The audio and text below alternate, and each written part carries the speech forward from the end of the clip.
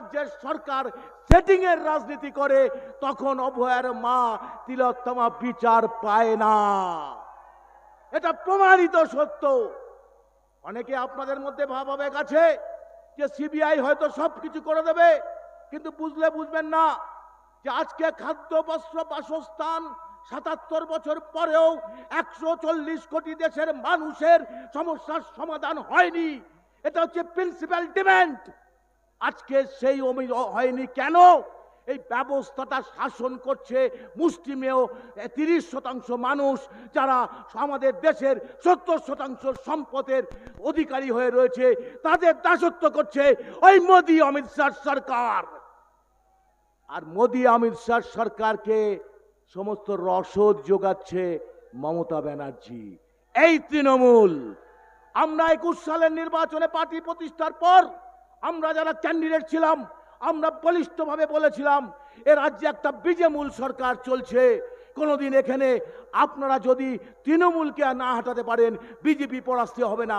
বিজেপিকে মূল শত্রু, সেই বিজেপিকে আড়াল করে রেখেছে এই তৃণমূল সরকার। তাই আজকে যাতে বিজেপি বিরোধী যে অধিকার সমাবেশ, কেন্দ্রের সমস্ত কালা কানুনের বিরুদ্ধে যে অধিকার সমাবেশ, সেই অধিকার সমাবেশকে টানা ছেটে দেওয়ার চেষ্টা করেছিলেন মমতা ব্যানার্জি। তিনি ভেবেছিলেন যে আইএসএফ এর টান্ডা ছেটে দেওয়া মানে দেখো মোহন ভাগবত আমার পিছনে আছে ওই বিশেষ সংখ্যালঘু সম্প্রদায়, নওশাদের পিছনে নেই। কিন্তু আজকে আমরা সমস্ত রেস্ট্রিকশন মেনে নিয়ে এই সভাকে করতে এসেছি। এখানে আমরা যুদ্ধ করতে আসিনি, এখানে আমরা লড়াই করতে আসিনি, আমরা অধিকারের আওয়াজ তুলতে এসেছি।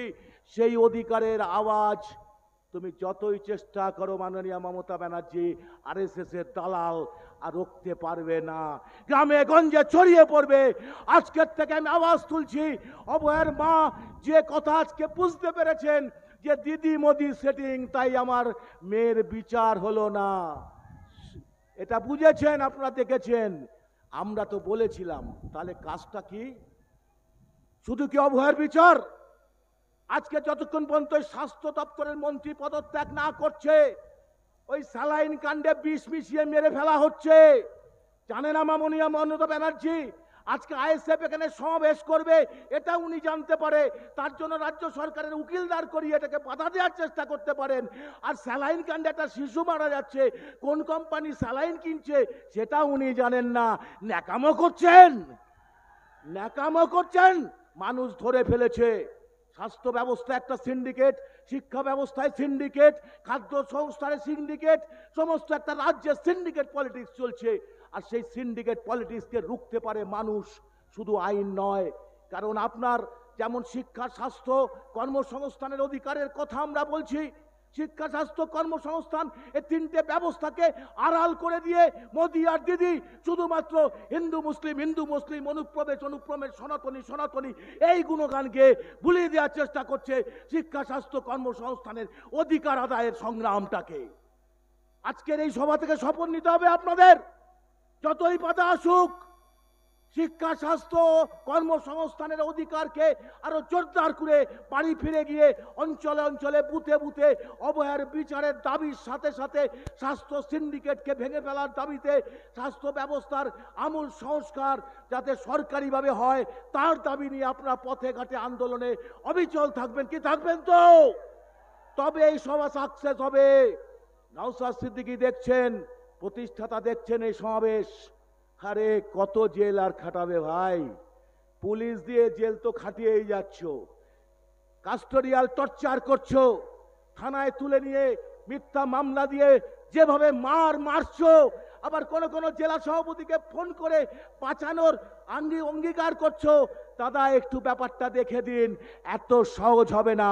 আমরা মারের বদলা মার দেব না, আইনের মাধ্যমে বুঝে নেব। পুলিশ প্রশাসন টাঙা, ওই দেখেছেন টালা থানার ওসি আর লাস্টে সিভিক সঞ্জয় রায়, তার আজকে যাবজ্জীবন কারাদণ্ড। কাউলে বলির পাঠা কায়ে হচ্ছে নিচুতলার পুলিশরা। তাই পুলিশ বন্ধুরা সবাই বোঝেন, তাদের হাত পা বাঁধা, কিছু করার নেই। কিন্তু আমি এইটুক বলবো, অন্যায়ভাবে আইএসএফ এর কর্মীদের মিথ্যা মামলা দিয়ে কাস্টোডিয়াল টর্চার যদি করেন, আইএসএফ হাইকোর্টে তুলে ছাড়বে আপনাদের। আবার বলছি, যতই বাধা দিন আইনে বুঝে নেব। মিথ্যা আজ দিয়ে কাস্টোডিয়াল টর্চার বন্ধ করুন। পুলিশ মহোদয়কে বলছে আইনের পথে তুলুন। সংবিধানে আপনার সিআরপিসি ক্রিমিনাল প্রসিডিওর করে সেটা তো আবার চেঞ্জ হয়ে মনুসংহিতার পথে দেশটাকে নিয়ে যাচ্ছেন। হিন্দুস্তান একটা মনুসংহিতা ব্রাহ্মণ্যবাদী ব্যবস্থা কায়েম করার দিকে এগোচ্ছেন। এটা ওটা চেঞ্জ হয়ে গেছে ন্যায় সংহিতা, আর সেটাকেই মদত দিচ্ছেন মমতা ব্যানার্জি। তাই জন্য আমি বেশি সময় নেব না, অনেকে বক্তা আছেন। শুধু আপনাদের কাছে একটা অনুরোধ করব, আইএসএফ আজকের এই সভা থেকে সমস্ত কর্মীদের কাছে আমার একটা বার্তা, রাত্রিবেলায় যদি পুলিশ যায় আপনার বাড়িতে, আপনি কখনো বেরোবেন না। কোনো ধরনের মেমো না নিয়ে যদি আপনার বাড়িতে যায়, আপনারা বেরিয়ে তাৎক্ষণিক থানায় পিরিত করতে যাবেন না। থানার পুলিশ অফিসার সাথে পিরিত বন্ধ করুন। পুলিশ কখনো বন্ধু হয় না, শাসকের দ্বারা পরিচালিত হয়। সে কিন্তু শাসকেরই দাসত্ব করে। তার মধ্যে কিছু পুলিশ থাকে, তারা চেষ্টা করে কিন্তু পারে না। তাই বলে আপনাদের কাছে বলবো, উইদাউট ওয়ারেন্ট কখনো দেখা করতে যাবেন না থানায়।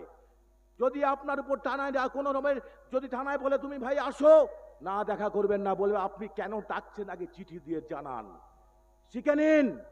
তারপরে থানায় ধরে মিথ্যা মামলা দিয়ে কেস দিয়ে আপনাকে পুট আপ করে দেবে যখন, তখন বলবেন ভাইজান তা বুঝলা একটু দেখুন, আমাদের কিছু করা থাকে না। আইনে বুঝে নিই আমরা ঠিকই, কিন্তু এই সারেন্ডারটা করবেন না। প্রশ্ন করতে জানুন, সংবিধানটাকে জানুন, আইনটাকে জানুন। কারণ এই মুহূর্তে আজকে পশ্চিমবঙ্গের মাটিতে এমন একটা শক্তির উদয় হয়েছে, যেটা বিজেপি তৃণমূলের বিকল্প হিসাবে আইএসএফ একটা বিকল্প রাজনীতির সন্ধান দিচ্ছে পশ্চিমবঙ্গের মাটিতে। এতে ভয় পাচ্ছে বিজেপি, আরএসএস। কারণ এখানে যারা বসে আছে তারা প্রত্যেকে প্রান্তিক মানুষ। আমি এদের ধর্মের চোখে দেখি না, আর ওরা ধর্মের চোখে দেখে। এই ধর্মের বিভাজনের মধ্যে দিয়ে রাষ্ট্রটাকে হিন্দুস্তান বানানোর যে চক্রান্ত খেলায় নেমেছে একটা ব্রাহ্মণ্যবাদী শাসক 77 বছর ধরে, তারই রসদ যোগাচ্ছে মমতা ব্যানার্জি। তাই তৃণমূলকে পরাস্ত করার মধ্যে দিয়ে বিজেপিকে হাঁটাতে হবে। পশ্চিমবঙ্গে থেকে বিজেপির স্থান কেন্দ্র থেকে বিজেপিকে হাঁটাতে হবে। যদি বিজেপিকে আমরা হাঁটাতে না পারি আর তৃণমূলকে যদি পরাস্ত না করতে পারি, তাহলে অভয়ার মা কেঁদেই যাবে। আপনি ভোট দেবেন তৃণমূলকে, দিদিকে আর মোদিকে, আর অভয়া বিচার পাবে, কখনো বিচার পাবে না। ওই উত্তর দিনাজপুরে পুলিশদের গুলি চালিয়ে বেরিয়ে যাচ্ছে, ভাঙড়ে পুলিশকে মারছে তৃণমূলের লোকেরা। দেখছেন আপনারা ভাঙড়ে কারা মারছে, অত্যাচারী শাসককে মারছে এই পুলিশরা। আইএসএফ পুলিশদের গায়ে হাত তুলবে না। যদি পুলিশ কোনো অন্যায়কারী পুলিশ কোনো আচরণ করে, তাহলে আইনের দ্বারস্থ হবে, হব, আগামী দিনেও হব। ক্ষমতা থাকলে ঠেকিয়ে নেবেন, আইনের মাধ্যমে বুঝে নেব। যদি অন্যায় করেন, অন্যায়ের বিরুদ্ধে আইএসএফ লড়ছে, অধিকার আদায়ের দাবিতে আইএসএফ লড়ছে। যতক্ষণ পর্যন্ত আমাদের অধিকার আদায় হবে না, ততক্ষণ আমাদের লড়াই চলবে। অধিকার কে কাকে দেয়, অধিকার কে কাকে দেয় পৃথিবীর ইতিহাসে? কবে কোন অধিকার বিনা সংগ্রামে শুধু চেয়ে পাওয়া যায়? কখনোই নয়, কোনোদিনও নয়। অধিকার কেড়ে নিতে হয়, অধিকার ছিনে নিতে হয়, অধিকার রক্তে কিনে নিতে হয়। অধিকার কে কাকে দেয়? ইনকলাব জিন্দাবাদ, আইএসএফ জিন্দাবাদ, নওশাদ সিদ্দিকী জিন্দাবাদ।